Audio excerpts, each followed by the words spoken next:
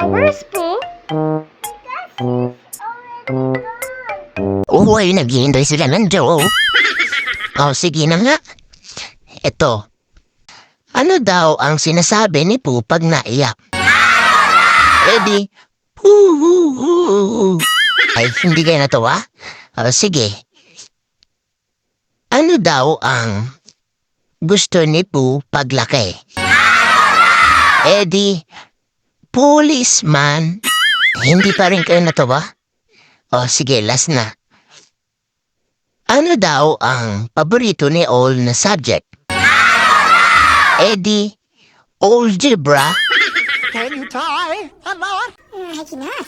Ah, so you can not. No, I cannot not. Not. Who's there?